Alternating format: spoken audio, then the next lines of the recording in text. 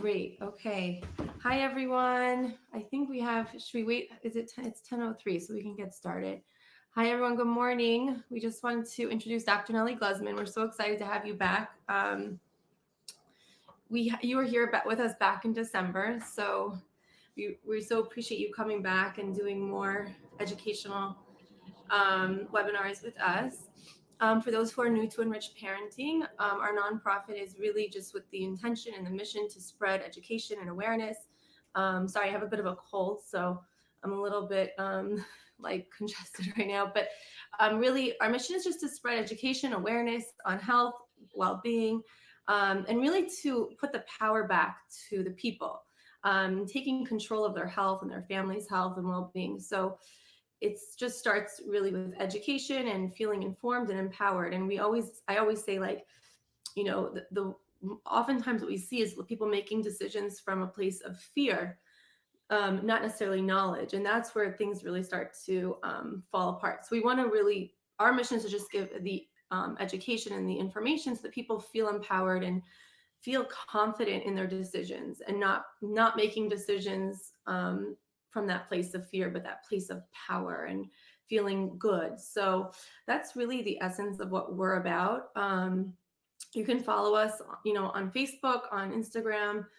You can sign up to receive our monthly newsletters, and our webinars we're really excited about. We started this past year. So again, we're excited to get started. We have Dr. Nelli Gluzman. She has a pediatric practice, holistic pediatric practice in Manhattan. So everyone who wants to contact her, Blossom Pediatrics is the name of her practice. And I'm going to let you tell more about yourself, and I'm going to silence myself, and then I'm going to let you kind of take over. Thank you. Okay. Yeah, thank you so much for having me back on. I love enriched parenting. I am myself an enriched parent, and I started my path of being a holistic pediatrician and switching over from conventional pediatrics to this kind of practice because of or one of the reasons was because I started following enriched parenting. So coming back here again in this capacity means so much to me because it changed the trajectory of my life, the life of my patients so much. My family, everybody's healthier, happier, more well informed. And so it means so much to me for you to have me on as a presenter. And the topic that we're going to talk about today is one of my favorite topics because I think that it's not something that's very commonly discussed in medicine. As a conventionally trained pediatrician working in a hospital setting for 10 years, all through med school and residency, no one has really ever spoken about the importance of detox and how the body gets rid of toxins and how important this is and how to support that naturally in a holistic way, in a safe way. And so I'm here to talk to you today about how to detox your child in a safe, holistic, gentle way and the importance of that. And so well, the reason why I choose to talk about this at this time of year specifically, and it's always important, but specifically this time of year is we're in the winter season. And so, as you can probably see, there are so many colds. The flu is going around in a big way right now. The days are shorter, meaning less time outside and less sun exposure, less vitamin D production. The heat is usually very dry in the home. The air outside is very dry. And so we're also post holiday season. And so I feel like there's a lot more sugar in the diet now than maybe also in the past month or so. And so supporting detox, especially this time of year, can make a big difference in how the body fights infections, which are always around us, and how good we feel, even though the days are shorter and it's cold and it's dark. And so, the ways that the body detoxes, there's so many different ways. Primarily, we talk about the liver, the kidneys, the digestive system, and the skin as the major detoxification organs in the body. Other detoxification pathways include the lungs and the lymphatic system. So I'll go over each one and how we can support detox in each of these body systems in a really safe, gentle, holistic way. So we can detox through the kidneys are one of the major ways we detox. Urine contains excess fluid in the body and also waste. That's how we get rid of a lot of the waste. So when I can't stress this enough, it seems so obvious, but it makes a really big difference. When we drink only water or fruit infused water instead of juices or any kinds of sodas or any kinds of anything with basically with sugar in it, we can definitely increase our metabolic rate, which aids in detox, also aids in digestive health, and dramatically supports the immune system. So I would say this is probably the easiest way to help our kids detox and ourselves.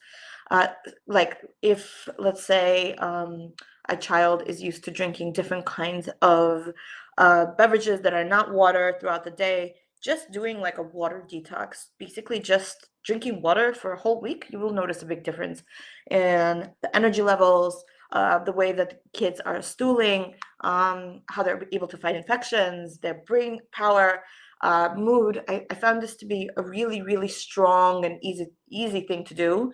And one of the most common questions that I get asked is how much water is enough water for both adults and children. And so the rule of thumb is we take the child's weight in pounds and we divide that in half, and that's how many ounces they should be drinking daily. But on hot, sweaty, active days, if they're participating in sports, for example, or well, not so hot and sweaty now in the Northeast, but if you're on vacation, I would say definitely add more water to that. There's really other holistic providers say that once you're thirsty, it's already a little bit too late. Thirst is already like a late symptom of not having enough water in the system. So if you're going to choose anything to help the body detox and help your child detox all the toxins in the body, I would say start with this. This is the major platform on which everything rests, just drinking water. My favorite infusions of water are to add, let's say, orange, lemon, lime, and infuse that overnight, or lemon, orange, strawberry, cucumber, lime. Older kids usually like that one, or strawberry sage is a really interesting combination of water infusions. And so whatever fruit you have laying around, the riper the better, you could just throw it into the water and then drink it throughout the day, and it's almost a replacement for sugary drinks. um, in I found that a lot of kids who are used to drinking juice, um, they don't like to drink water because it's kind of a much blonder taste. And so a trick that I use and I recommend to parents is to water down the juice with water a little bit every day for about a week. So the kids acclimate to the taste of just drinking water and not something so sugary and so sweet. Now, we could also detox through our digestive system, meaning one of the major, most important ways we get rid of toxins in our bodies is by stooling. So let's say your child is not going regularly or tends to get constipated. This is more than just a discomfort or a problem. This is actually the body not getting rid of waste properly. And so anything that supports our digestive system and our ability to stool is hugely important for detox. Some things that I like to recommend to my patients is to, yeah. Thank you for saying that you have selected to join that in a different browser device. Oh, that might be you, because I tried to. Oh, I can hear you. Hold on. I lost my slides for a second. I'm gonna try to get them back. Yeah, that was me. That was me. I was trying to join. I might have to just join Okay. it myself. Here. Okay. Yeah, I'm uploading it back on. Yeah, you're fine. So It's still as going. You can see I'll over look here. Just join. I was gonna join it myself. okay. So can you hear me? Yes. Okay. So stooling, so important. Some of the tricks that I use to get leafy greens into the body, which really help in digestion and stooling, is to add leafy greens. And so kids notoriously don't usually like um, to eat leafy greens like a salad, but I love throwing a handful of leafy greens into like a smoothie in the morning. It's almost impossible to taste.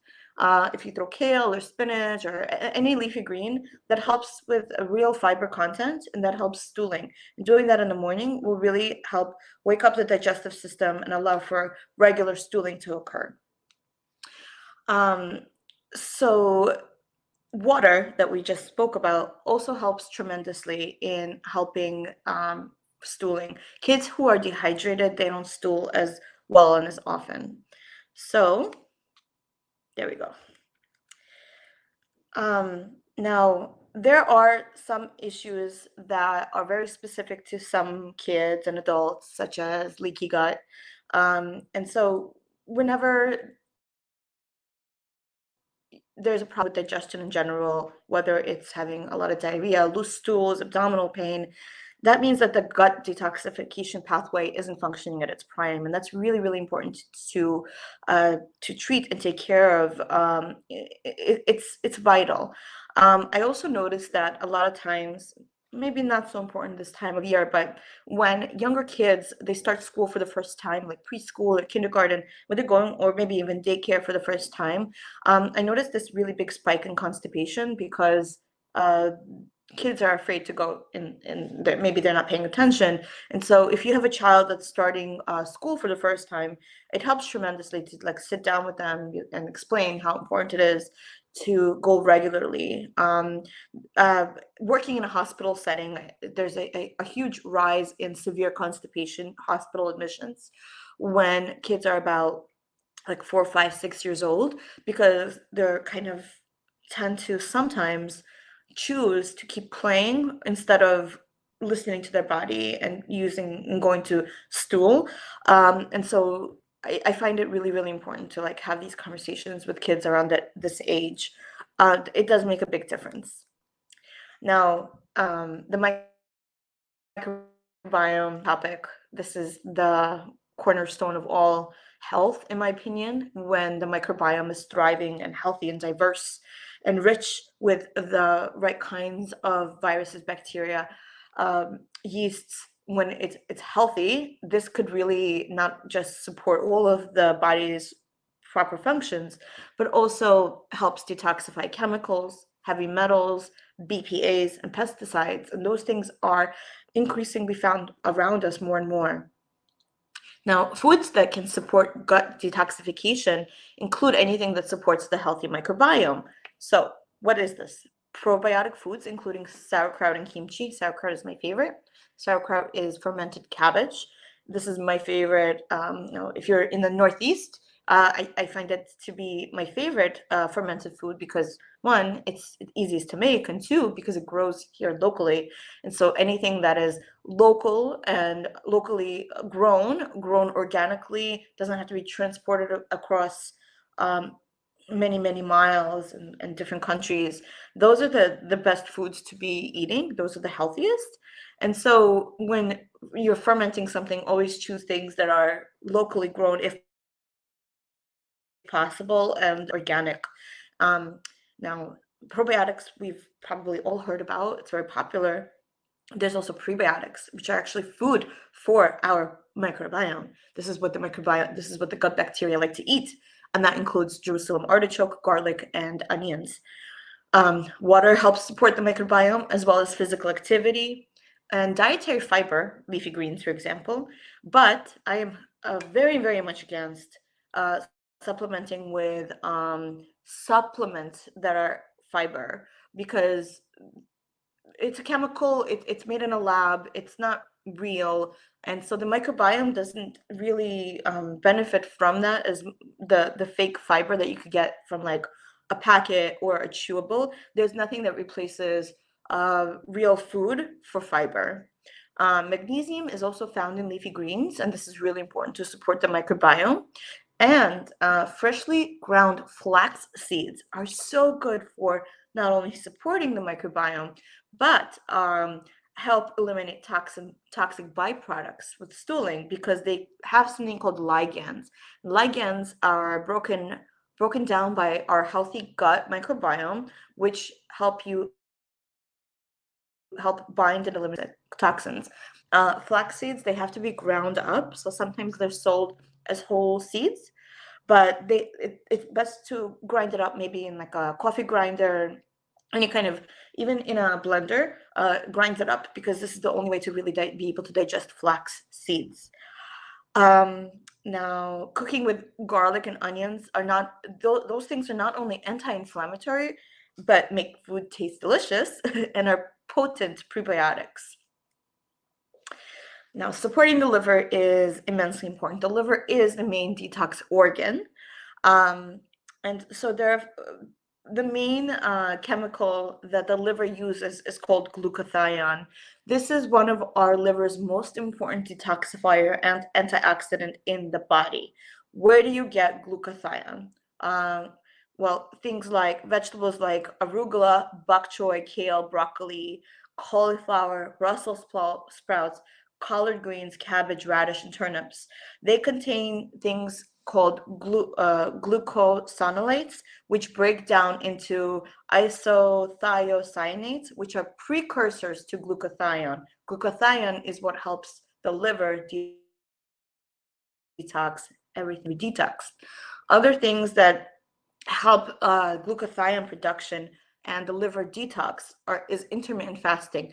Now, intermittent fasting is something that is usually spoken about in for adults, and I don't recommend intermittent fasting specifically for children. But if you don't eat right before bed, and let's say you stop eating a few hours before bed, and let's say a child's bedtime is between let's say 8 or 9 p.m., and you stop eating at 6 p.m., not only do you allow the digestive system to rest, but you also actually inadvertently creating intermittent fasting, because a long time period occurs between the last meal and the morning meal. And so that helps support phase 2 liver detoxification. Other things that are really helpful for the liver are olive oil, which contain phenols, and berries, which are also have antioxidants. Both olive oil and different kinds of berries increase glutathione production. Now, sleeping more helps really. High quality sleep flushes out the toxins in the brain, and kids and adults are very much affected by exposure to blue light. What is blue light? Blue light comes from any kind of artificial light, screens, TVs, phones. What that does, and there's more and more research coming out about this, and you might notice more and more conversations happening in the holistic communities about how much the blue light exposure prevents proper sleep. So even though sleep will still happen, the quality of sleep is severely impacted by blue light exposure close to bedtime. As a rule of thumb, I would say aim at shutting off media screens, lots of artificial lights, at least 3 hours before bedtime for the best possible sleep for both you and your children. And it really also helps to have your child go to sleep at the same time every night. And so that kind of high quality sleep helps protect our brain and to detoxify the brain. Sun exposure is extremely important. There's a lot of controversy about sun exposure. There was a time where a lot of the medical community was saying sun is terrible, sun is bad, it will cause cancer. But the truth is that we do all need certain amount of healthy sun exposure. The healthiest sun exposure time is during non-peak sun hours, which are before 11 a.m.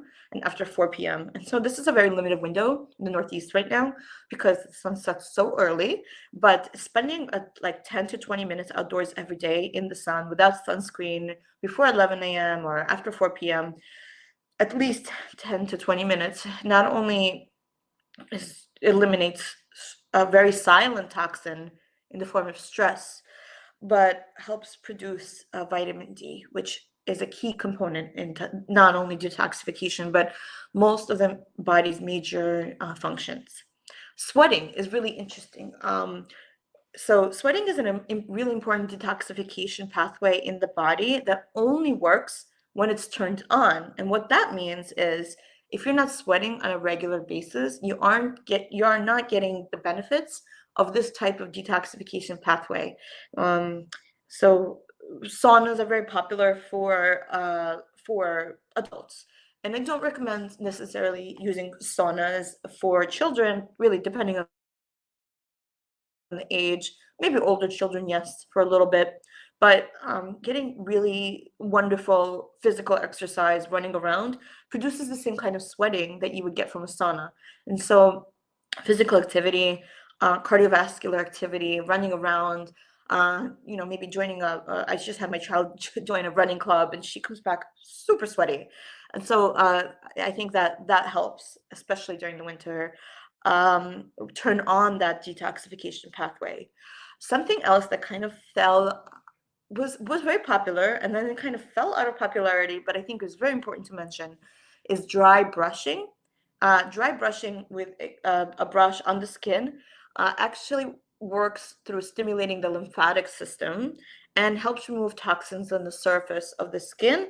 Skin is the biggest organ that we have, and exfoliating that skin helps that detoxification pathway as well. Now, there's two ways to support detoxification. What we spoke about just now was adding things in, but even more important, I think, is removing chemicals in our environment. That could look like a lot of different things. At the very least, I would say refer to something called the clean and dirty dozen when choosing the kinds of organic foods to buy. So some foods that usually have like a really thick skin around it, not so important to buy organic. And it might not always be available. The price cost, you always have to consider how much something costs as well. But in referring to the environmental working group, Clean 15, the cleanest kinds of produce, and the dirty dozen, meaning the things that you should really always be buying organic, is very important. Then there's household cleaners. I tend to clean everything vinegar. It dries. When it dries, it doesn't smell like vinegar. It kills everything. It's safe. It's healthy. It doesn't have harmful chemicals. I really suggest considering the kinds of chemical cleaners that are in your home. And with that thought in mind, also consider what are you putting on your body? Are you using soaps, lotions, detergents that have a lot of nasty chemicals that end up seeping in through the skin and into the system?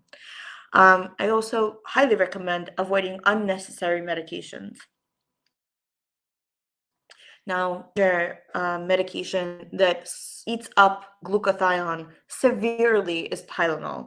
And so sometimes it's important to use Tylenol, but sometimes it's not absolutely necessary. Just be cognizant that when you're using Tylenol or acetaminophen, same thing, you're taking up all of the glutathione, the major detoxification chemical in the body. And so if there's a cold and there's a fever and Tylenol is taken, it's going to take that much longer to replenish glutathione. And that's something to really consider before using antipyretics like acetaminophen. Now, it wouldn't be a conversation about detox without talking about something called MTHFR, which stands for methylene tetrahydrofolate reductase. MTHFR is encoded by the MTHFR gene, which you might have heard of. This is an enzyme that works as a catalyst for important biochemical reactions in the body. And one of the main things that MTHFR does is converts vitamin B9 or folate into methyl, which is essential for a process called methylation.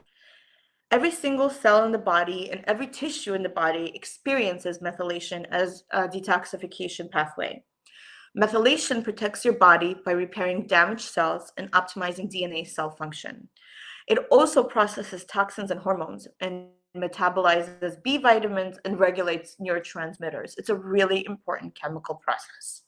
It turns homocysteine into methionine, and methionine builds proteins, repairs cells, detoxifies, supports inflammatory response, and helps the liver process fats. Most importantly, methionine produces glutathione, which is what we talked about as the major detoxification pathway of the liver. It's the body's most potent detoxifier.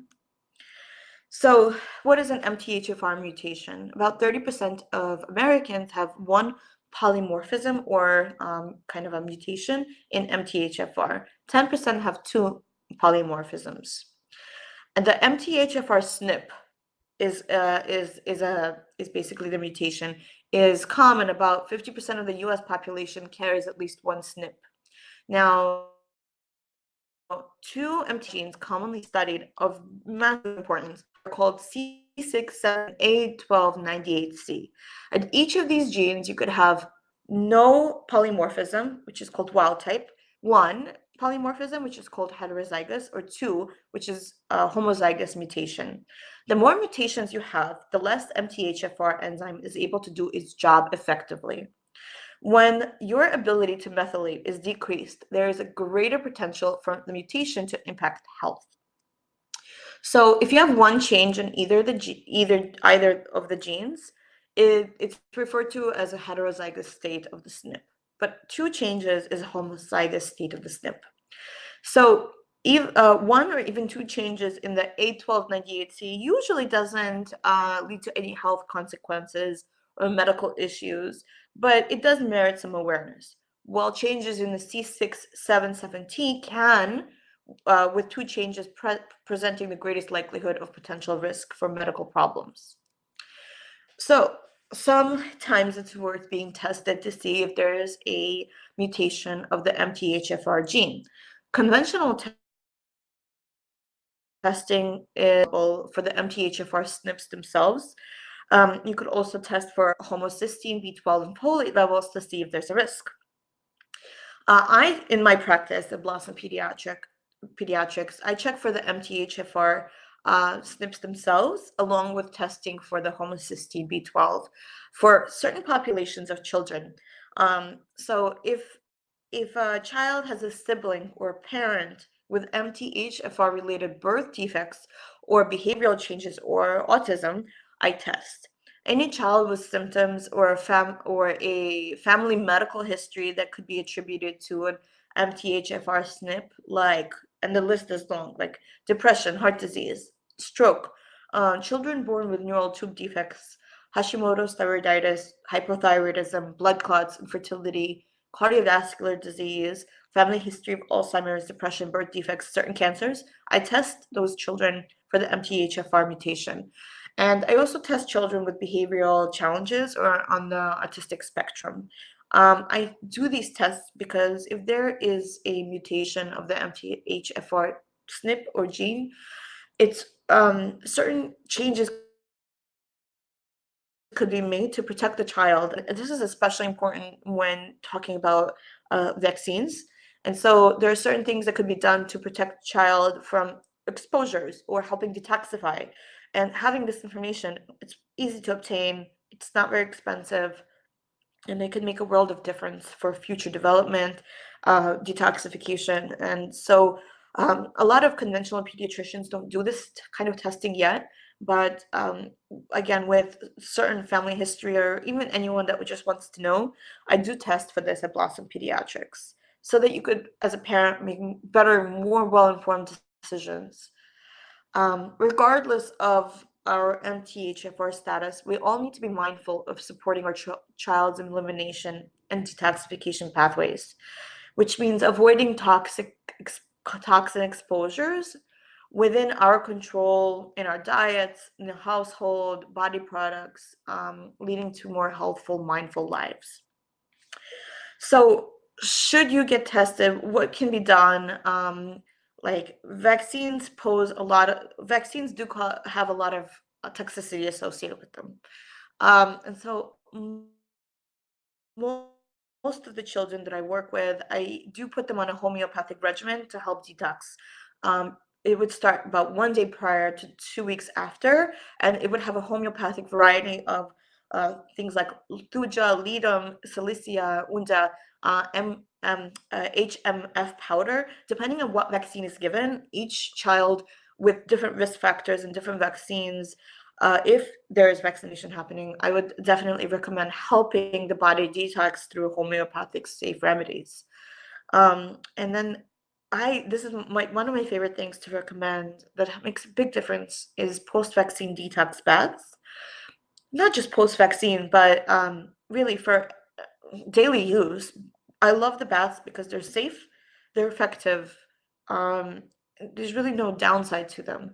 So I highly recommend Epsom salt baths because they contain magnesium. It relaxes the body's muscles. Magnesium is something that a lot of people in the Northeast in America are really deficient in. And so Epsom salt helps draw out a lot of toxins and impurities in the body, helps replenish magnesium, helps the nervous system. And so that is extremely helpful. Adding baking soda to a bath is really interesting because it helps combat the pH problem with chlorine added to the water supply in New York, for example. I also recommend getting a really good filter for the shower. The one that I got, which I think is really amazing, is called Berkey, and I have maybe you've heard of it. It's pretty popular, but Berkey makes a shower filter, and the water that comes out from a Berkey shower filter is you could drink it basically. It's amazing. The difference is huge. Bentonite clay baths are also very helpful because it literally draws out the toxins out of the body. Apple cider vinegar is a remedy that I use for so many different things. Adding it to a bath helps with kids who have eczema tremendously. It also helps combat yeast. And some kids who are not able to tolerate Epsom salt baths, they benefit from Dead Sea salt, which is a little bit more gentle. So it doesn't have as much magnesium, but it does create a lot of detoxification. And so doing these baths, not just post-vaccine, but always, it's something that I try to incorporate into my child's life, maybe on a weekly basis. And it's especially easy for babies because they're getting baths anyway. Why not add that to the one or many of these different holistic modalities into the bath? And then thank you. I really appreciate your time. If you have any questions, I can answer them now.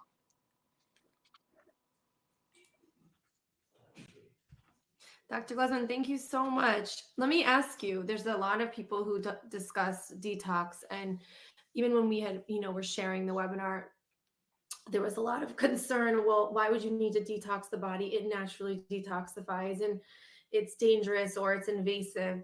And I mean, from the things that you just went through, they just seem very subtle and non-invasive. But what are your thoughts about when people, I'm sure you probably heard the same thing.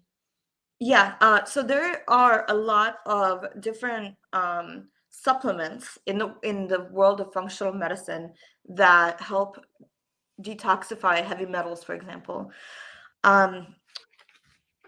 It might work, but doing a heavy metal detox using a supplement to draw out all the heavy metals in the body, it could become dangerous. And so it might be helpful for maybe an adult, but it causes a lot of side effects. So I feel like with children, you have to be really, really gentle because when you're drawing out heavy metals from the body using chelation, something that maybe that's what you're referring to, chelating heavy metals, all that stuff comes out of the organs and into the bloodstream at the same time. And so you kind of create toxicity while you're detoxing. And I don't think that's really very gentle for most children, or very safe. There are just so many products out there. I'm very skeptical of a lot of them, actually, because I've seen a lot of kids have a lot of very serious side effects and regression. A lot of parents who have children who have developmental delays and they start a really heavy metal detox, the symptoms that are very, very specific for the kids, they get a lot worse. And so there's just a lot more gentle way to do it. Supporting the body's natural detox process is safer and gentler, and so you don't have to go through this really heavy duty chelation process to get the same effects. A little bit longer, but I feel like supporting the body over you just create you won't have to do this heavy duty stuff. There's ways to test for heavy metals. Hair, blood is another one. Urine, you can test for heavy metal exposure. But I found in my practice that doing a very gentle detox using baths is just as effective, although it may take a little bit longer than doing chelation in the forms of like supplements that cause a lot more side effects. Got it. Okay. So there are some questions I'm seeing. You're able to see them, right? On the right-hand side? Oh yeah, now you see Okay. them. So I think the first one was from Gabriella Mong. She asked, should we not just buy pre-ground flax? It's a great question. So when I was doing this research for flax, every book, everyone says like grind up your flax. I'm like, why can't we just buy pre-ground flax? I don't have an answer for you. I feel like so can I, so from my knowledge, I'll just to throw just my 2 cents if that's okay. yeah. From my understanding, once it's ground, it becomes more, it actually, what is the word? Becomes more rancid. Like it loses a lot of its, so freshly ground. So what I did for my kids, or I would buy the little, it's really inexpensive. You can buy the little coffee grinder. You know what I'm talking about? It's a little mini coffee grinder. And I would throw in like half a cup every time I would make them oatmeal in the morning, and I would just throw in the freshly ground flax. But from my understanding, it would lose, it becomes rancid more quickly, and it loses like the, I guess certain beneficial like nutrients by buying the pre-ground. I think it's oxidized. Yeah, exposure to oxygen. So I would keep it in a really tight container once you grind it up. And do you keep it in the fridge too, Rebecca? Yeah, but see, I would just do every morning. It was so easy. I haven't made them actually oatmeal in a while, but in the winter I find it clogged. I mean, I do eggs a lot more, but that's besides the point. I just would. It's like $10, and you just buy it. So I would literally just do it every morning. It takes 1 second, and then I would just throw it in with the oatmeal. So I don't know if that helps, but can you hear me? Sorry, am I losing you? Yeah. Oh, now we hear you. Okay. Okay. There's a question so then, about Cradle Cap. Yeah, Hannah asked, any advice for Cradle Cap? So Cradle Cap is really like a normal. It's not a pathological state.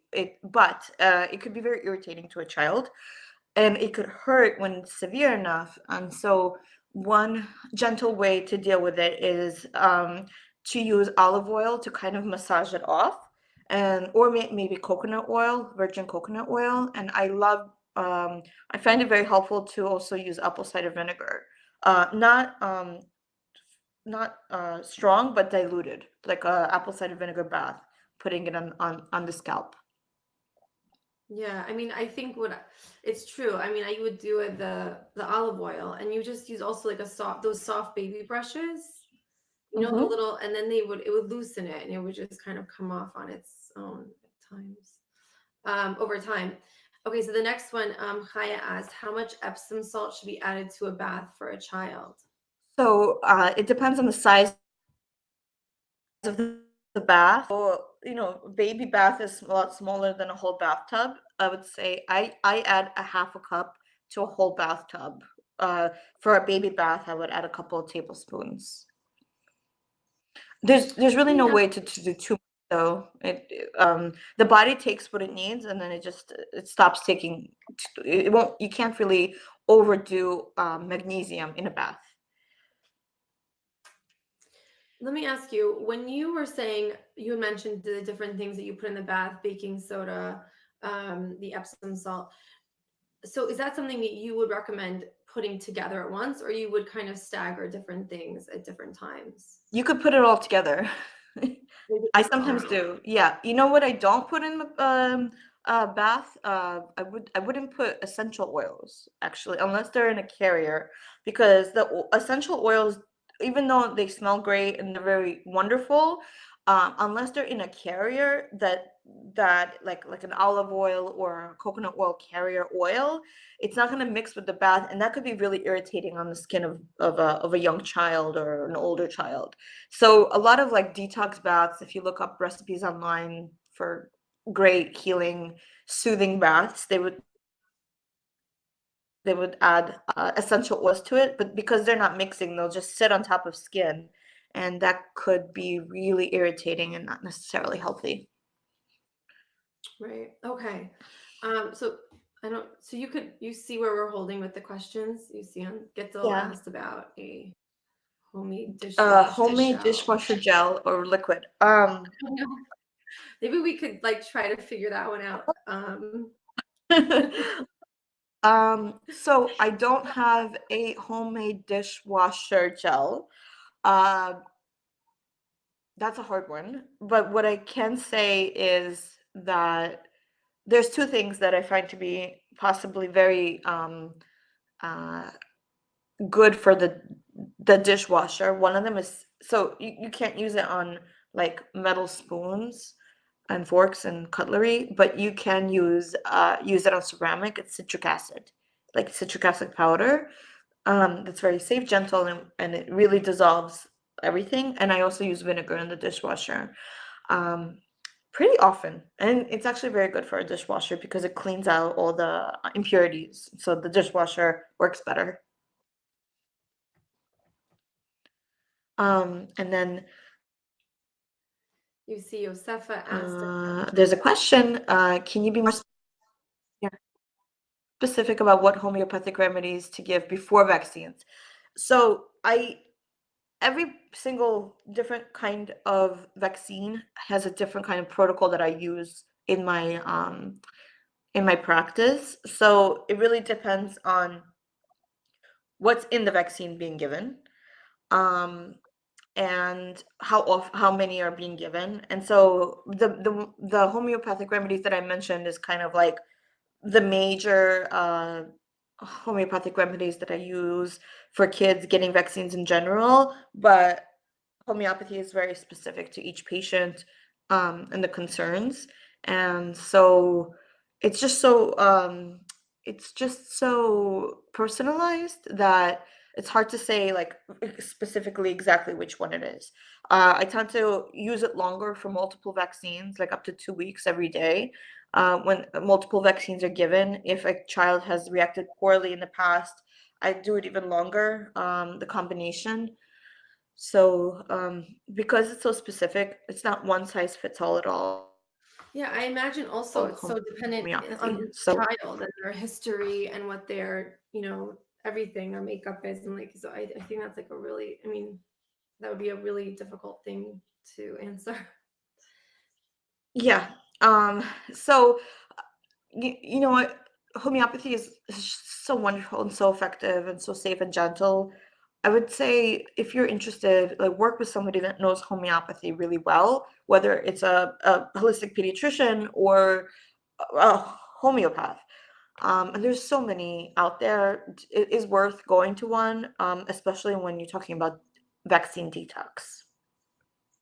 Right, for sure. And then there's a question about advanced TRS. So advanced TRS it uses nanotechnology to remove and cleanse toxins from heavy metals. I wouldn't use them for younger kids, like it kind of is a chelator. It could really draw out. It can work, and it could draw out a lot of heavy metals from organs and into the bloodstream. But that's really only reserved for very specific cases where the benefit of doing this outweighs the risk. I would never just recommend going to get it online and it yourself. I would work with a practitioner that knows chelation really, really well, because there are, even though you might not see it online, you could just get it buy it online and do it, and it could work. Kids who have this problem, who usually need it, are at high risk for having these heavy metals in their system. And so regression can occur. And so I would be very, very careful using things like advanced TRS or any other chelators to detoxify a person. I wouldn't do it without working with a practitioner that knows this really well. And there's certain other things that need to be done to support the process of elimination.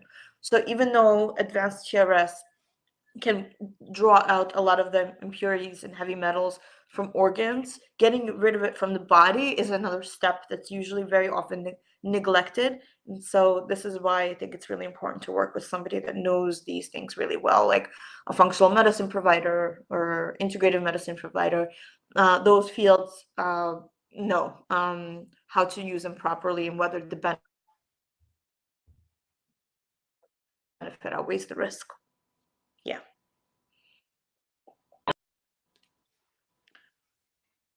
Okay. You see Gabriella asked another question. You see that question? Where to buy? Oh, where to buy Dead Sea salt? Okay, so I get mine from Israel. I get mine. Somebody brings it to me from. It's like a small shop in Israel. If I can post it on my, I could post. I don't have it on me. The brand. It's in Hebrew. So I can't really see where it's gotten. Somebody brings it to me, but I can post a picture of it. Maybe later on, like I don't know, under the link for this webinar recording. The best glutathione supplement. Glutathione is interesting because there's a problem with there's kind of a problem with its taste. They all taste disgusting, and so if you can't get a kid to take it, like younger kids who are not able to swallow capsules, they'll need it as a powder. The one that I use is by Pure Encapsulations. So, but the powders, thing that can be done about it, they're all disgusting. And so it's just really sometimes very hard to have a child take it. But the one that I like is Pure Encapsulations. What if your child drinks a lot of water but still doesn't sweat much and only passes stool after water, like very athletic, exercises daily? So everybody's norm is different. It's completely normal for some kids to have multiple stools a day.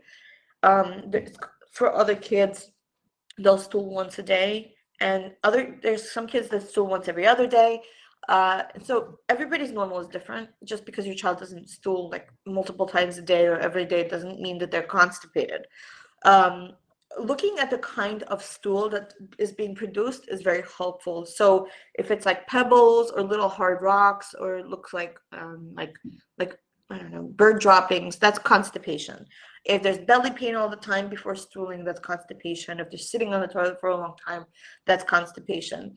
If your child drinks a lot of water and doesn't sweat much, everybody is different. That's completely okay.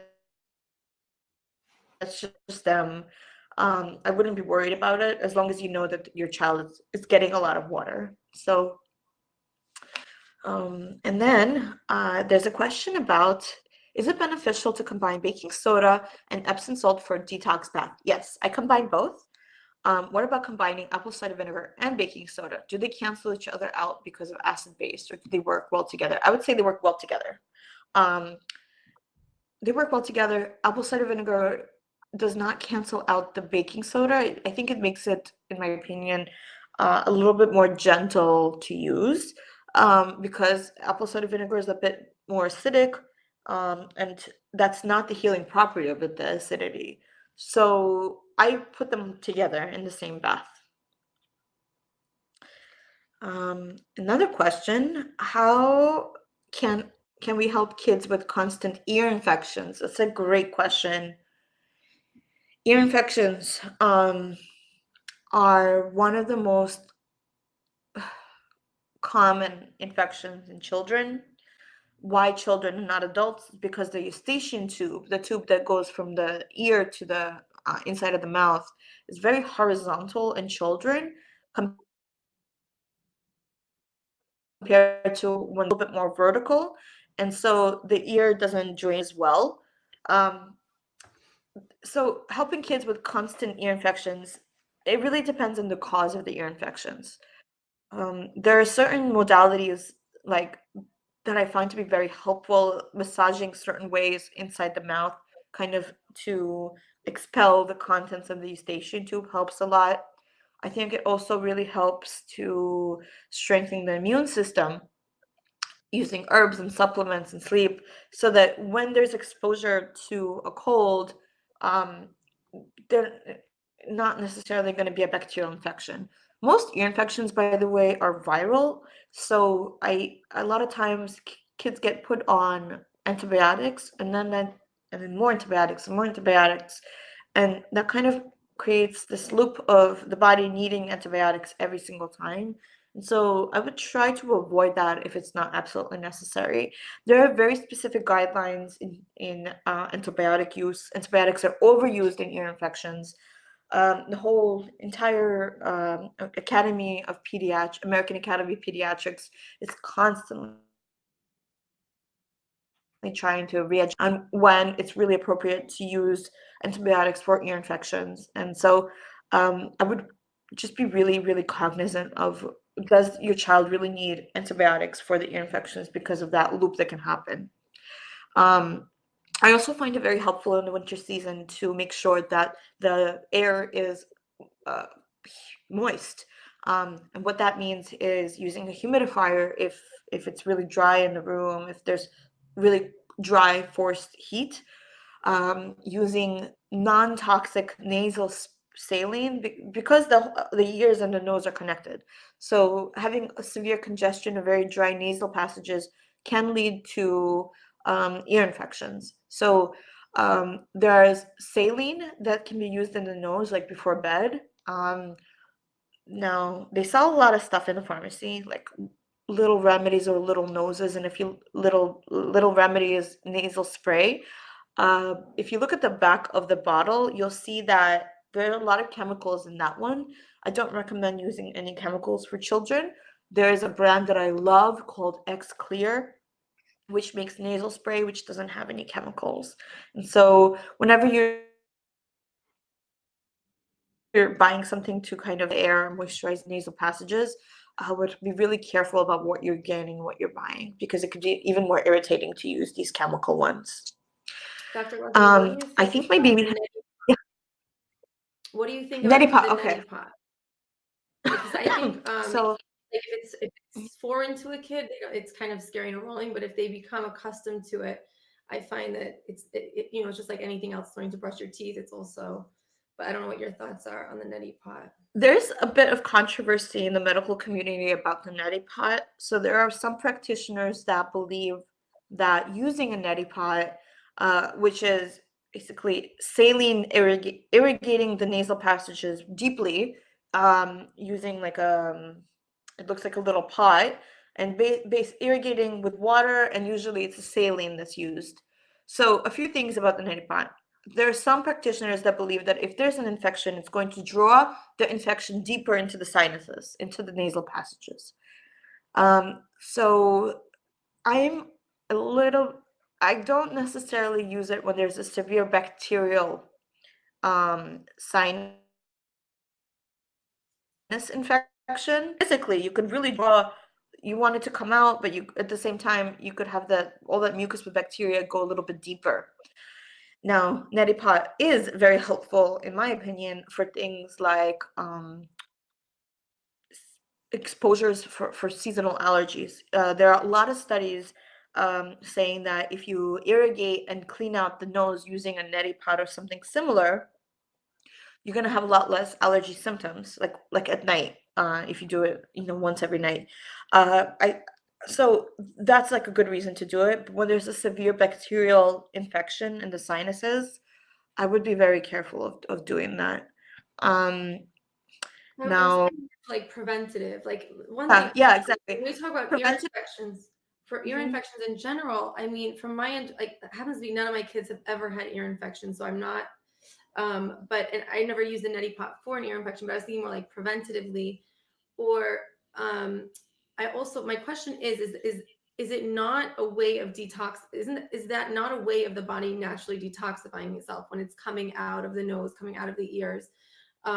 Is that, is it typical that when you see a kid who has chronic or regular ear infections, recurrent ear infections, is it a possible sign that the kid is, in a way, the body's working effectively, that it's actually ridding itself of things that need to come out? Or is that not something you would Yeah. consider? So preventatively, yes, use it. If there's a full-blown bacterial infection, I would be careful. I wouldn't really use it.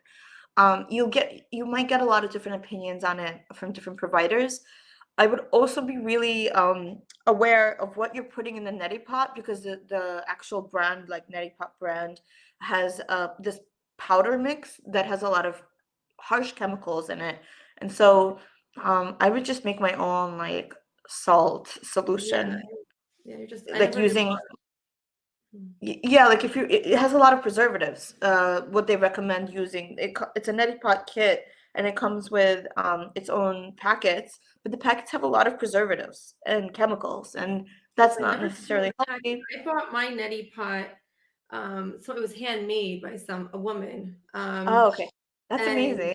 yeah, and I don't know. I never even knew that they came with packets, but you just make it with the water and your own salt. And Yes, and my one of my favorite salts to use has a lot of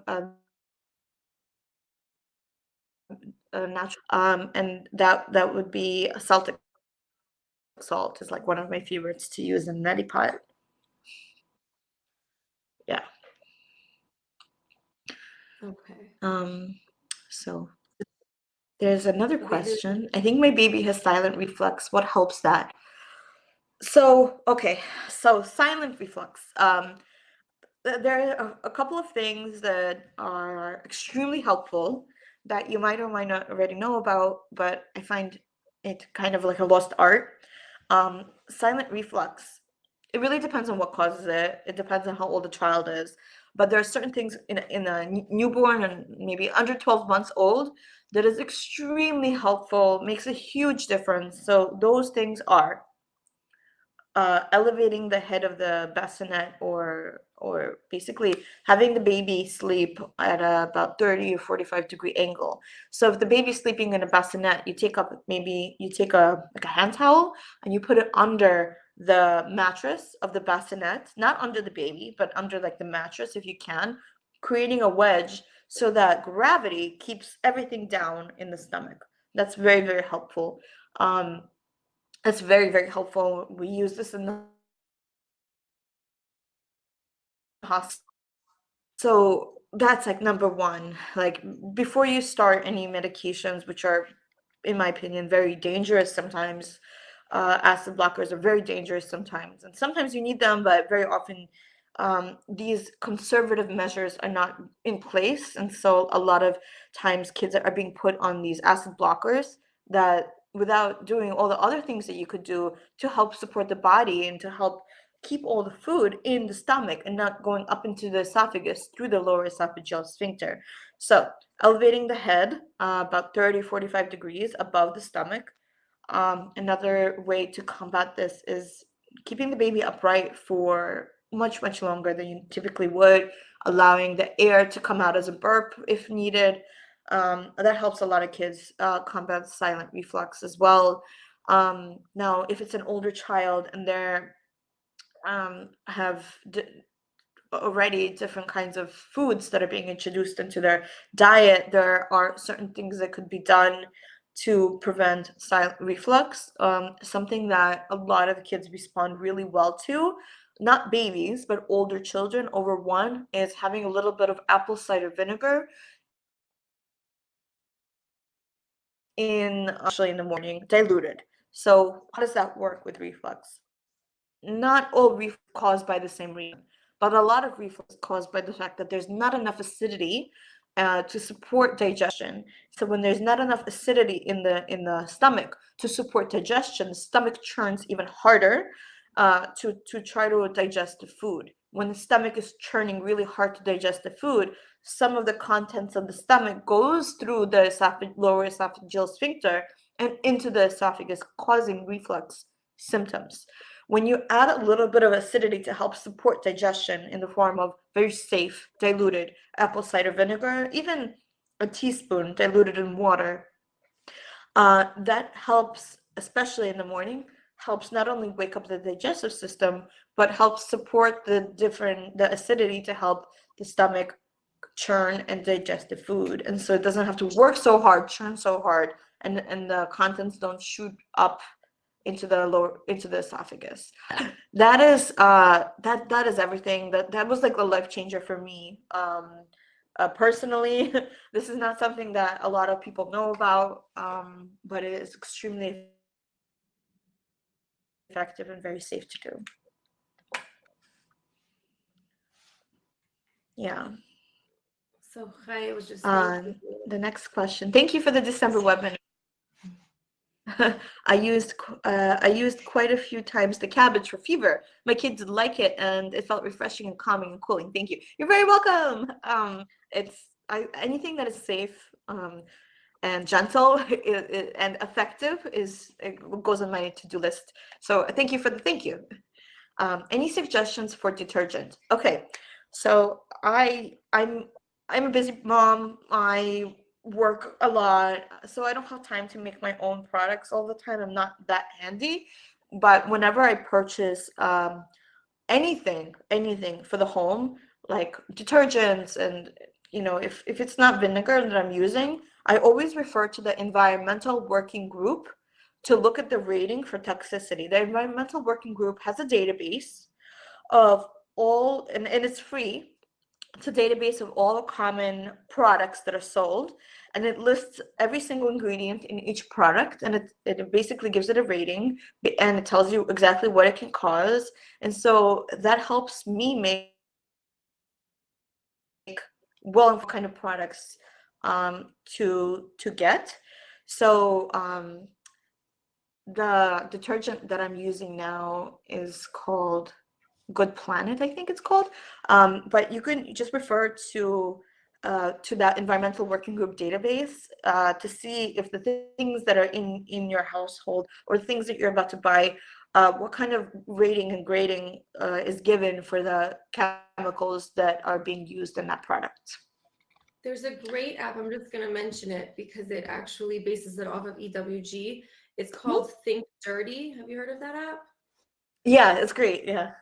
It's a great app. So you can download it and you can scan like different products while you're in the store, and it will tell you its ratings. And I'll tell you what the most shocking one to me was the what is it called? The one that, oh, you know what? I just lost my thought. But there's a very common one that people use, and it looks very, the labeling looks very organic and very natural, but it's like a 4 rating, which is really pretty toxic, and you would want to stay away from it. I'm going to think of it in a second. I'll mention it to you, but it's a great app. It's very convenient, and you can test any product. If you're shopping, you can just, literally scan it. It will pop up and it will tell you what the rating is. So that might be helpful to some. And I'm going to think of that one that I think I've seen so many people use it and they just don't know. But okay, then I think there's another question about strep. Did you see that one? No, can you read it? The best way to treat strep. Did you see that question? No, I didn't. What can you read it to me again? What is the best way to combat strep? Okay, one second. We did skip back to my forehead was itchy all over. Okay, so we'll talk about detergents. What's the amount of ACV and baking soda put in the detox bath? I think you said like half a cup, right, of each one. Yeah, so if it's a giant bathtub, I would say like apple cider vinegar, I put in about a half a cup, and Epsom salt, I put in about a half a cup. That's a lot. That's for a whole full size bathtub. But if you're using like a baby bathtub, I would do like a few tablespoons. Okay, and then there was a question about my child is itchy all over. My better detergent. Itchy all over, and I want to switch to a better detergent. Any ideas what I can do? Refer to the environmental working group. I would really consider trying to use apple cider vinegar. The itchiness all over, it could be contact dermatitis, like something in a detergent that is being used, but it could also be from the inside. And so there's so many different reasons why kids are itchy all over. It's not normal. It could be a symptom of something. So um, uh, if it's eczema or kind of an early eczema, apple cider vinegar baths are amazing. Is colloid silver a good alternative to antibiotics? So it's kind of there are not enough studies using best practice guidelines and double-blind placebo studies out there for colloid silver. It doesn't mean it doesn't work, but when somebody does really need to be on antibiotics for serious bacterial infection, I would say you need them antibiotics. But colloid silver is also antiviral, and so because if it's like a mild infection or an adjunct to a bacterial infection, I would recommend using colloid silver as not as an alternative to antibiotics, but as an adjunct to kind of help kill bacteria.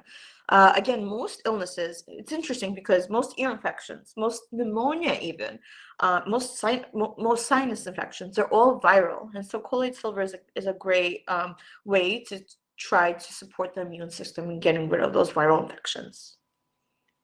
What is the best way to treat strep? So when a child is over a certain age, I would say like 4 years old, strep does need to be taken seriously because not because of the actual infection, but because of the repercussions it may have as the child gets older. And so, so if a child is like under 3 years old, strep doesn't necessarily need to be treated with antibiotics because the repercussions for having strep at that age, you don't build autoimmunity to it. And so it's not always necessary to treat strep in very young children. And that is something that your pediatrician pediatrics, not just holistic pediatrics, but all pediatrics.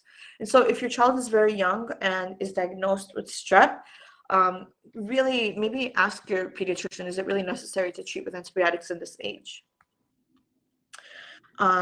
Any recommendations for a good air purifier?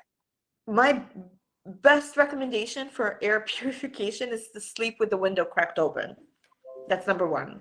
Even in the wintertime, I think it's fresh air. It helps circulate the air. The air doesn't get as stagnant. It helps with preventing viral infections. Kids sleep better. If that's not always possible, even cracked a little bit. But if that's not always possible, there's a really good air purifier called Molecule, which is a little bit expensive, but for kids who have pretty bad allergies to like dust, I find it to be very helpful, at least for my patients. So it's called Molecule with a K. That's a really good, that uses the most advanced technology that I was able to find recently. Can we just go back to the colloidal silver for 1 second?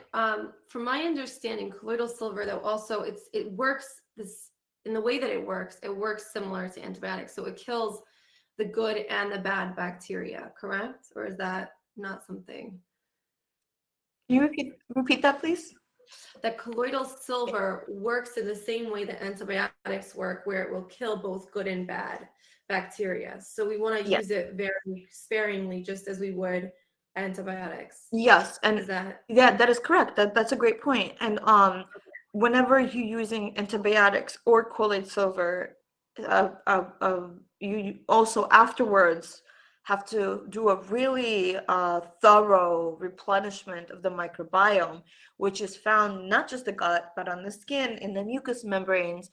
And so that is something that's kind of lost as an art.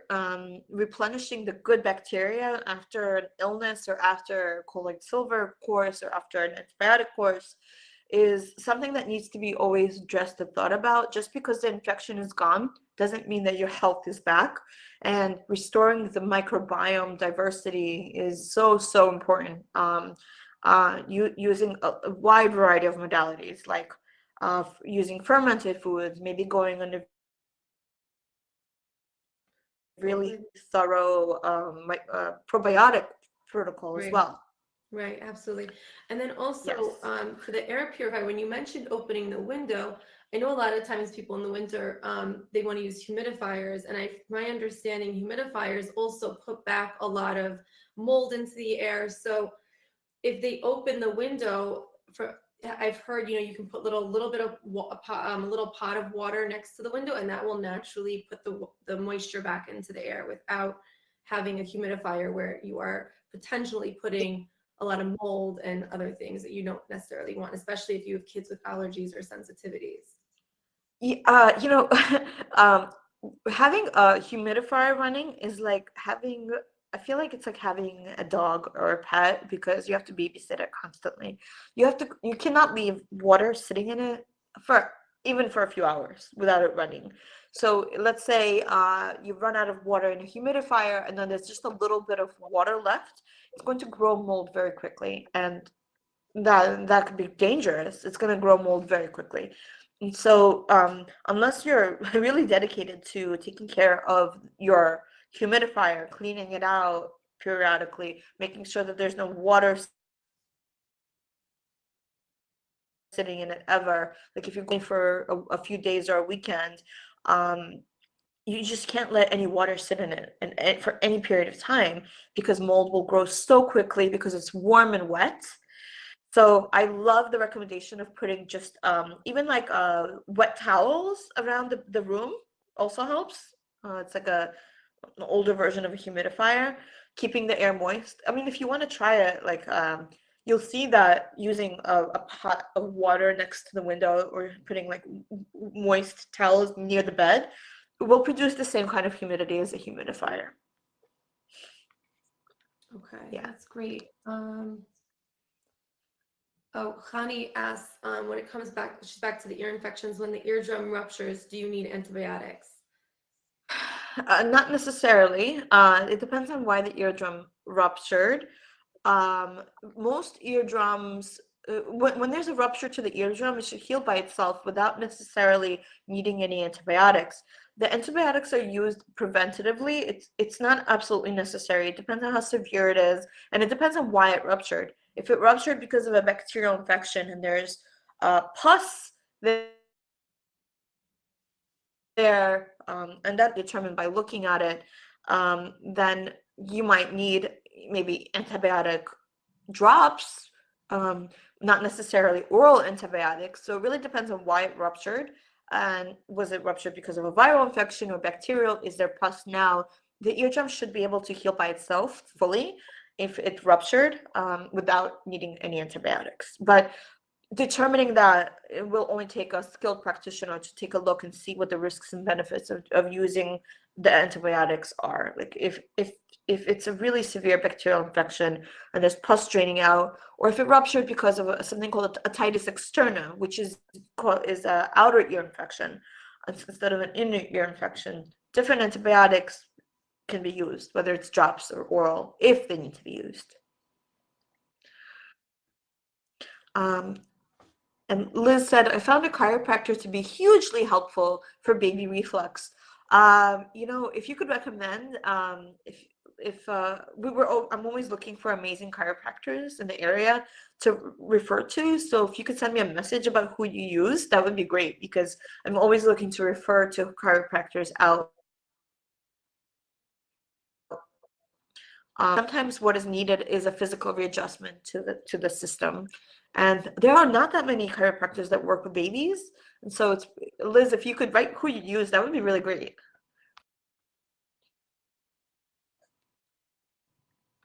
Gabriella wrote, favorite brands for probiotics for children that don't break the bank.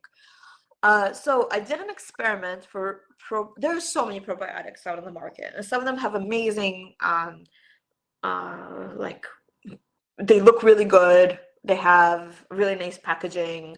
They're sold in Whole Foods, for example. They seem really great. So what I did was actually, and I do this periodically still, is take all the common brands of probiotics, ones that many of my patients use, and also the ones that I recommend, and do an experiment and take milk, put all the different probiotics in it, like a science experiment, and see what grows. And you would be so surprised to see how ineffective most probiotics are.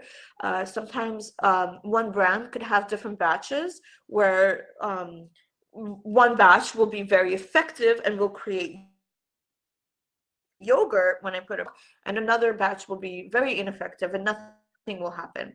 Probiotics are alive. They need to be stored a certain way. Very often they don't make it to you properly. Sometimes they just die. And so the probiotic that I found to be most consistently useful, helpful, and always ranks high in my experiments is called Clear Labs. It's with a Klaire Labs probiotics. They make them for babies as drops and also chewables for young kids.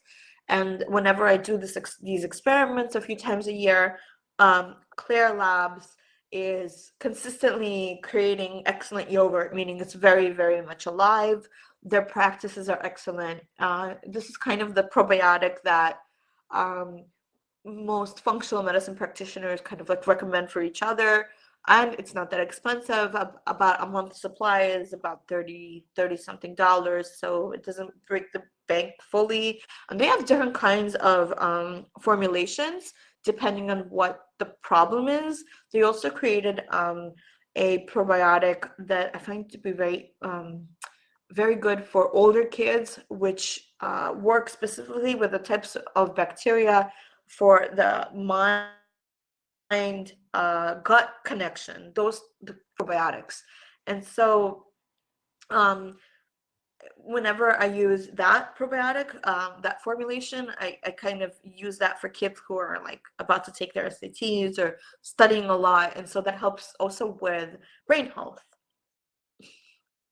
Can I also I just want to mention with regards to probiotics, as you had said, that the importance of how it's stored and kept. So there is a company that it's called the Professional Supplement Center. Mm-hmm. And what is good about them is you can, first of all, you can be on their reoccurring shipments. So they give you, and if you do that, you get like 10% off every order. I've been using them for years. They're excellent. They're out of Florida. They have great customer service.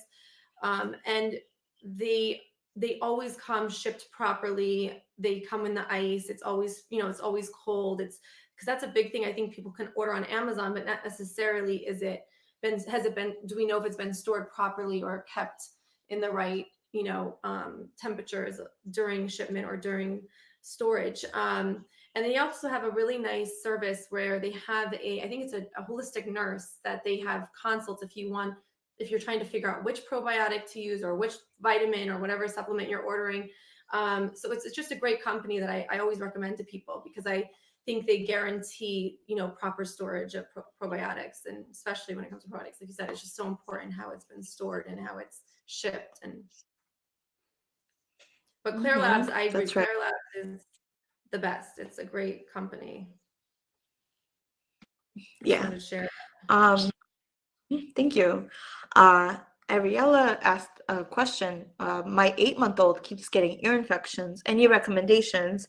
I already use garlic oil, but that doesn't really help. So prevention, I think, is so super important for infections in general. I would support the immune system in a big way. So what does that mean? Well, number 1, sleep. Number 2, sunshine. Number 3, certain herbs that I find to be extremely helpful in boosting the immune system. It's everything. So some of the herbs that I use is I'm sure you've heard, elderberry syrup, making sure that it doesn't have a lot of chemicals, that it's by somebody that uses best practices, that uses real natural elderberries when they're making it. So elderberry syrup is a big one. Also, I tend to also like, I feel like uh, certain medicinal mushroom formulations like um, astragalus and ashwagandha, they help boost the immune system, especially for ear infections. Now, the brand that I buy everything from is a small, tiny brand. It's the person that grows all of these things and makes it herself is Susanna Raven. She has a farm upstate New York. She makes everything herself. Everything is organic. It's real. It's a small company. It's incredible, and so that's where I get most of the herbs. And I actually have a guide on my website for all. I created a guide because like what does a holistic pediatrician have in her medicine cabinet to fight infections, to treat infections, to boost the immune system. So if you go to my website blossompediatrics.com, I created like an ebook with all the different things that I love to use to boost the. Oh, you're back. I was just like just going to share this with people while you were busy. But the Think Dirty app. So Mrs. Myers, which is such a common brand, and I made a mistake. It's 1 out of 10, not 1 out of 5. But I don't know if you can even see from the phone. It's such a common brand that people, it gives the impression. Let me see if I can show it to you. From the branding that it looks so natural and so healthy, and it's just. But really, what you see is that they carry all eights. Almost not on everything, but on a lot of their products, it rates as an 8. So I just think that that's the point of really looking at what you're buying. So even if it says all natural, it can be so deceiving. And just so that's why I love this app. It just helps, like, gets right to the point. You don't have to do much other than scan the product. But I'm happy you're back, so I'm going to let you go back to what we were doing. I think we were talking about the 8-month-old. I just had mentioned maybe also diet, like maybe what something the baby's eating or is sensitive to.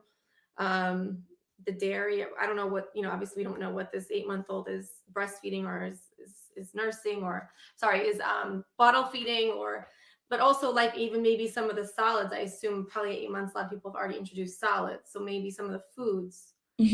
A lot of kids are sensitive to dairy. There's a way to test for milk protein allergy. I'm not saying dairy is all bad, but everybody responds differently to it. So at 8 months, you usually don't have, I mean, it's not like, you don't have milk, but if the baby's being breastfed and the mom is drinking dairy milk, that could be something that causes a lot of mucus production in a lot of kids, and that can cause a lot of the extra mucus can cause an increased risk for ear infections. I found to be true. Okay. I don't know where we left off. Okay, so Liz was gonna send you the chiropractor. Thank you, Liz. 8-month-old. Thank you so much for this one. Okay. We're so happy you guys joined us. Oh, Shira asked, how would you treat pandas?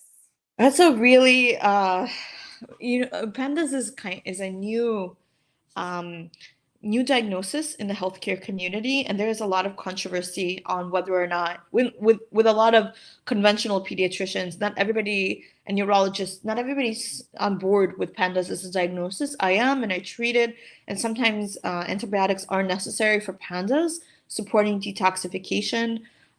There are also a lot of different modalities that I don't perform that are a little bit more harsh that things like hyperbaric oxygen chambers and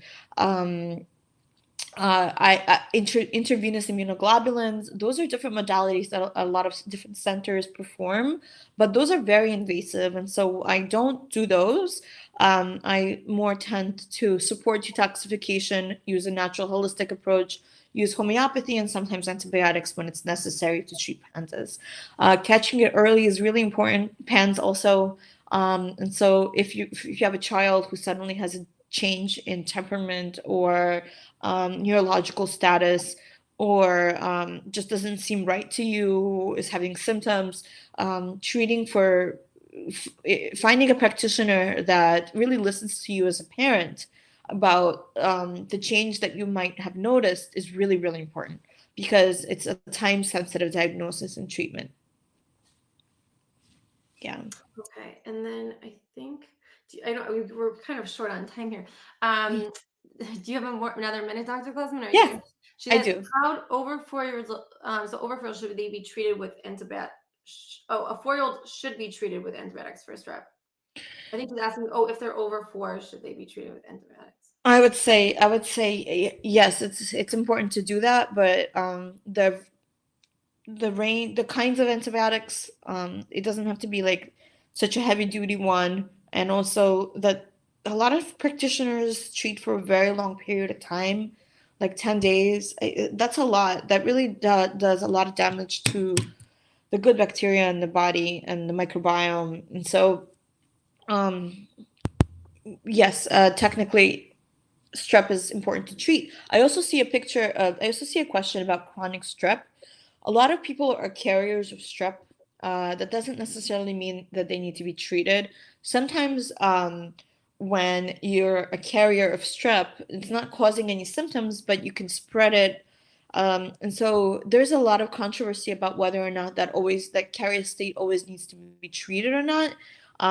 If it's not causing any symptoms and it just happens to be that a swab is done and there is positive for strep, that doesn't necessarily mean that it's going to cause any issues later on in life or needs to be treated. Um, yeah. There's a question from Yael. Why do newborns hiccup a lot? I get that question a lot. So a hiccup is the diaphragm basically spasming. I can't say why newborns hiccup a lot, but I can say that it's completely benign, meaning it's not dangerous. It's not associated with any medical problems or issues later on in life or digestion. Um, so older kids, I would say drink a little bit more water, but if it's a newborn hiccuping a lot, I don't think there's much you can do except maybe making sure that you're burping the baby pretty well.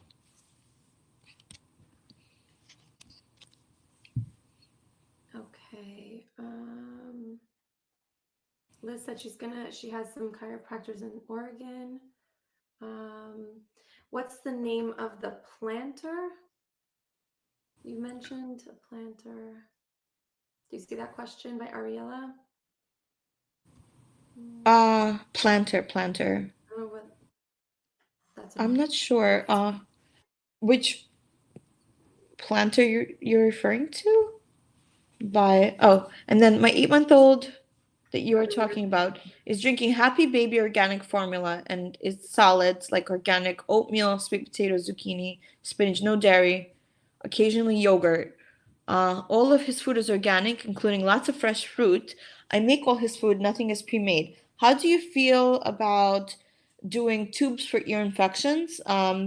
So when a child gets repeat ear infections, tubes help prevent ear infections by allowing the the middle ear to constantly drain. It's kind of creating like the same thing that a eustachian tube does into the inside of the mouth.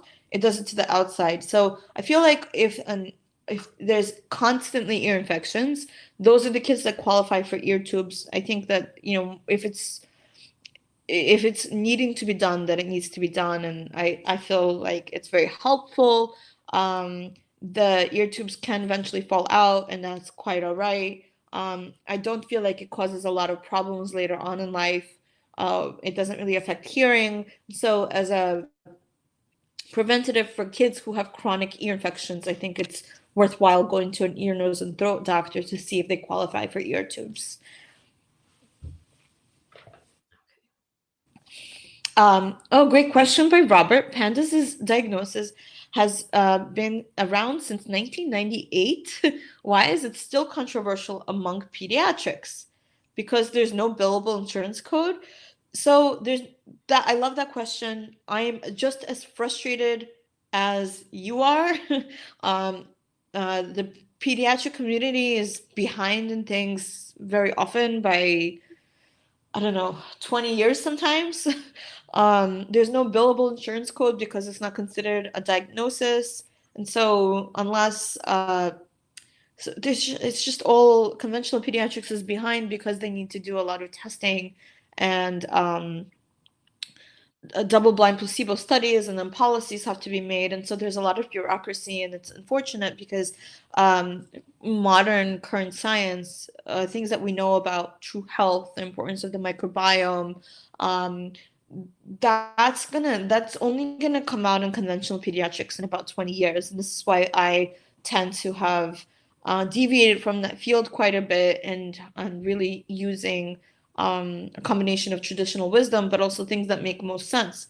So I know pandas is a diagnosis. It's treatable. I don't know why it's such a delay. It's unfortunate because a lot of kids are not getting the help they need. But I would say, as a parent, if you feel like something's off with your child, and you go to your pediatrician and they tell you no, everything is okay.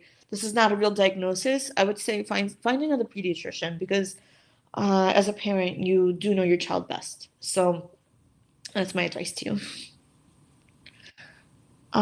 Which is the small company that you buy immune boosters from? Um, my favorite company is called Raven Crest Botanicals. I can write it down in the messenger. Yeah. So, I mean, here, Raven Crest Botan, and I mean, this is the best because the person that owns the company, it's a small company. She grows everything herself. I think they sing over the plants. Everything is done so beautifully, with lots of love given to the plants and the herbs. I would just be a little bit weary about, for smaller kids. A lot of the products have alcohol in it to preserve it, but you can reach out to the owner, Susanna Raven, and ask her to make formulations specifically for your young child that doesn't have any alcohol in it, like the elderberry syrup, for example. So it won't last as long, but since you're using these things frequently for preventative things, I would say it's definitely worth it, and it's not that expensive, um and it's supporting small farmers, and so that's my favorite company. And let me ask you for like the question about the she mentioned Ariel had mentioned about the food. Do you think it would be wise to look at the diet, or you would look at, is there a way where they could do a food sensitivity or an elimination diet, maybe add foods that are easily digestible, easy to process, like broths, warm foods?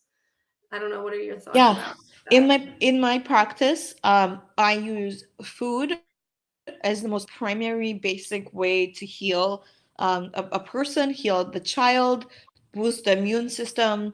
So it's very, very specific. It's really important to make sure that, like, let's say the problem is sensitivities to different foods, not only just eliminating is helpful, but restoring the gut flora so that you don't need to have an elimination later on in the future. So a lot of times I do like a detox for children who are frequently sick, with like just doing stocks for like a day, and then adding very easy to digest, simple uh, proteins, healthy fats, a lot of animal fats when necessary, making sure everything is like the vegetables are cooked because they're easy to digest, while to restore the gut flora. I feel like most of the health comes from a healthy microbiome, and using food to heal the microbiome and heal the gut lining is baseline everything. So a lot of kids that I work with, when that's in order, they stop getting sick. They're able to fight off infections. They stop getting strep. And so, yeah. So, Do you recommend, like here, Judith just mentioned here, thanks so much for the information about, you didn't mention vitamin C. Um, do you mhm. recommend in general like a certain vitamin daily protocol, like let's say a regular vitamin D for children, omegas? I'm, what is your thoughts about like a regular? Yeah. So there's vitamin C is great, but um it is kind of like made in a lab and manufactured in a certain way, and I would say it's even more important to have foods that are very rich in vitamin C, like, for example, kiwi or citrus, if that's available during that time of year. Something that is really very helpful is cod liver oil when it's fermented. I use that for a lot of my patients, as a fish oil, and only certain brands vitamin D supplementation is really important. The most easy to absorb vitamin A and vitamin D comes from cod liver oil, and this is kind of like a lost thing, and I found it to be one of the most baseline important things to use every day, although it doesn't taste very good. Fermented cod liver oil is a big one. I do use high doses of vitamin C, especially in older children when they're about to get sick. There's the evidence on it is kind of mixed. I use it for myself. Like if I feel like I'm about to get sick, I use buffer vitamin C to kind of ward off the infections. Yeah. Is echinacea safe for an 8-month-old? So yeah, it is safe for an 8-month-old, but make sure that the echinacea is not is titrated for that size. A lot of times the dosage that is provided is not for an 8-month-old child, and so it needs to be the company that you're using is giving you dosages for that age, and also making sure that there's no alcohol in it. A brand that makes a really safe supplement with echinacea for under 12 months old is Herb Farm. It's farm is spelled PHARM. Not yeah, Herb HERB PHARM. Do you recommend Garden of Life vitamins for kids? I don't use that brand personally. Most of the time, I don't recommend the multivitamin because the kids that I work with are on a very strict, very specific, actual dietary plan, and so you can't really replace real food for vitamins.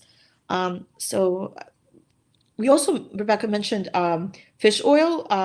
I am a big fan of fish oil. I use it for kids.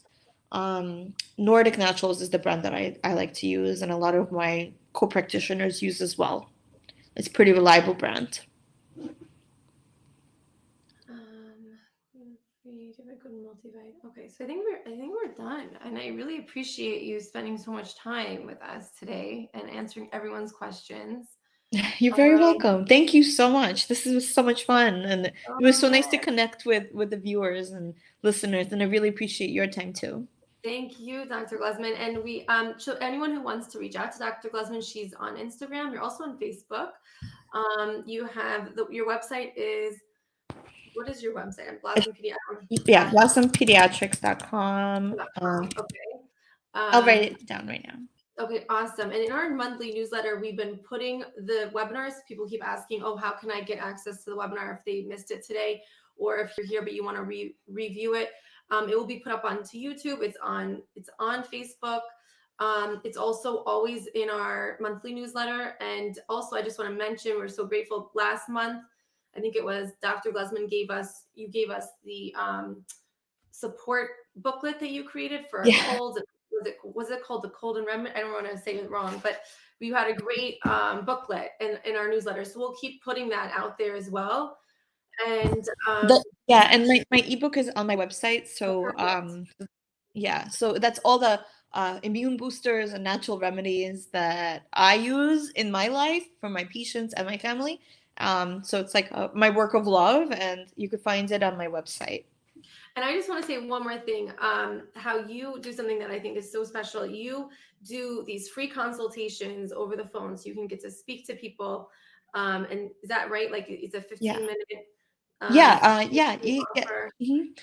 mean, I feel like I have my practice, and not everybody needs, really, you need to find a provider that is right for you. So I do offer free consultations over the phone or through video chat to see if we're a right fit for each other, or if I could recommend somebody that is a better fit for the need that you have. So I love these calls. So you could always book that on my website as well.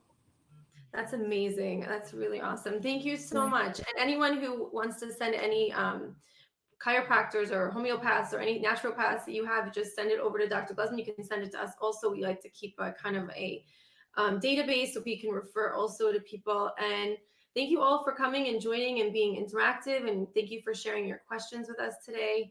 And Dr. Gluzman, thank you so much for being here and sharing your wisdom and your informative webinar with all of us. And we really, really appreciate it. Thank you so much. Have a great day, everybody. Bye, guys. Okay. Bye, Dr. Gluzman.